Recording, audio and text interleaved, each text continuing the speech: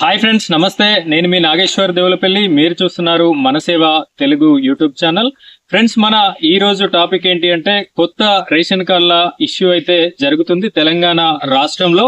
అయితే ఈ కొత్త రేషన్ కార్డులని ఏ విధంగా అప్లై చేసుకోవాలి అనేటటువంటి పూర్తి ప్రాసెస్ ని నేను మీకు ఇదివరకే అందించడం జరిగింది.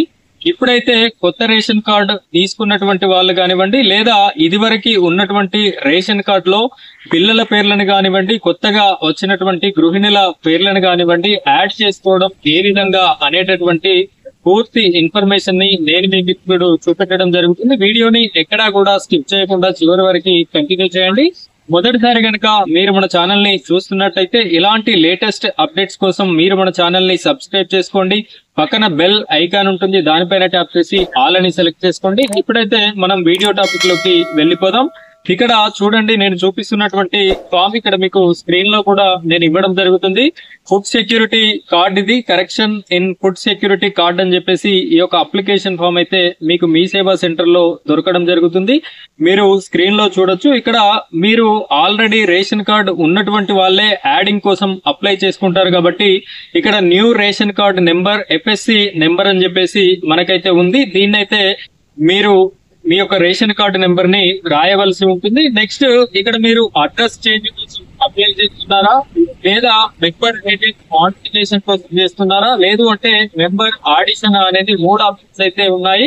ఇందులో మీకు ఏ ఆప్షన్ కావాలి అంటే ఆ ఆప్షన్ ని టిక్ చేయండి. ఇక్కడ నేనైతే మెంబర్ ఆడిషన్ కోసం అప్లై చేస్తున్నాను కాబట్టి దీని మీద టిక్ చేశాను. ఇక్కడ next name of the head of the family అని చెప్పేసి కనిపిస్తుంది. మీ యొక్క రేషన్ కార్డ్ లో హెడ్ ఆఫ్ ది ఫ్యామిలీ పేరు ఎవరిది ఉంటే వారి యొక్క పేరుని రాయండి. నెక్స్ట్ హౌస్ నెంబర్ రాయండి, land mark, colony, village, mandal, district ఇవైతే మీరు రాయవలసి ఉంటుంది. ఆ తర్వాత రిలీజియన్, మీరు హిందూనా, ముస్లిమా, క్రిస్టియనా, అదరా అని చెప్పేసి రాయండి. తర్వాత క్యాస్ట్ బీసీనా, ఎస్సీనా, ఎస్టీనా, ఓసీనా అని చెప్పేసి టిక్ మార్క్ చేయండి. ఆ తర్వాత హస్బెండ్, ఫాదర్, హౌస్ నేమ్ అని చెప్పేసి మీకు అందులో ఫాదర్ ఉంటే ఫాదర్ నేమ్, హస్బెండ్ అయితే హస్బెండ్ నేమ్ రాయండి. ఆ తర్వాత సెల్ నెంబర్ అనేది మీరు రాయవలసి ఉంటుంది.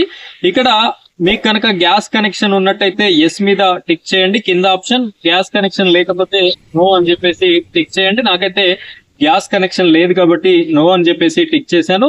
ఇక్కడ ఒక బాక్స్ ని ఇవ్వడం జరిగింది, రిక్వెస్ట్ డీటెయిల్స్ అని చెప్పేసి. ఫస్ట్ నేమ్, మీరు ఎవరి పేరునైతే యాడ్ చేయాలి అనుకుంటున్నారో వారి యొక్క పేరుని రాయండి.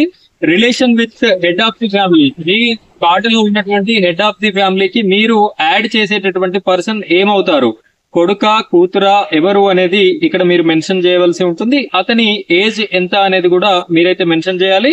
ఆ తర్వాత ఆధార్ కార్డు నెంబర్, పూర్తి ఆధార్ కార్డు నెంబర్ ని మీరు రాయండి. నెక్స్ట్ జెండర్ ఏంటి అనేది కూడా రాయవలసి ఉంటుంది. చివరిగా లాస్ట్ కి అప్లికెంట్ సిగ్నేచర్ అని చెప్పేసి ఉంటుంది, అక్కడ సిగ్నేచర్ అయితే మీరు చేయవలసి ఉంటుంది.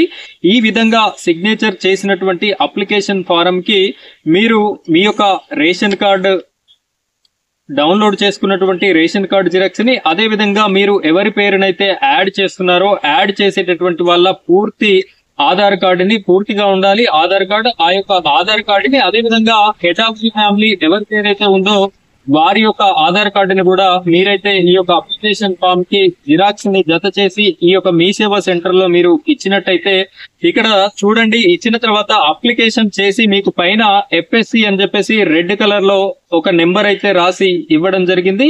ఇది మీ యొక్క అప్లికేషన్ ఆన్లైన్ అప్లికేషన్ నెంబర్. ఈ నెంబర్ ద్వారానే మీరు ఫ్యూచర్ లో స్టేటస్ కూడా చెక్ చేసుకోవడానికి అవకాశం అయితే ఉంటుంది. ఈ విధంగా మీరు అప్లికేషన్ చేసుకున్నటువంటి ఈ ఫైల్ ని మీ యొక్క ఎంఆర్ఓ ఆఫీస్ లో ఇవ్వాలి. ఎంఆర్ఓ ఆఫీస్ లో ఇచ్చినట్టయితే 10-15 రోజుల్లోనే ఈ యొక్క మెంబర్ యాడిషన్ అనేది కంప్లీట్ అవ్వడం అయితే జరుగుతుంది. సో ప్రతి ఒక్కరు కూడా ఎవరైతే రేషన్ కార్డులో పేరు నమోదు చేసుకోవాలి అనుకుంటున్నారో, యాడ్ చేసుకోవాలి అనుకుంటున్నారో, ఈ విధంగా మీరైతే అప్లికేషన్ పెట్టుకున్నట్టయితే ఖచ్చితంగా కొత్త రేషన్ కార్డులు కానివ్వండి, మెంబర్ యాడిషన్ కానివ్వండి కంప్లీట్ అయితే అవుతాయి. సో ఫ్రెండ్స్, ఇది ఈ రోజు మన టాపిక్. ఇలాంటి లేటెస్ట్ వీడియోస్ కోసం మన ఛానల్ ని సబ్స్క్రైబ్ చేసుకొని సపోర్ట్ చేయండి. Thank you friends, thank you very much.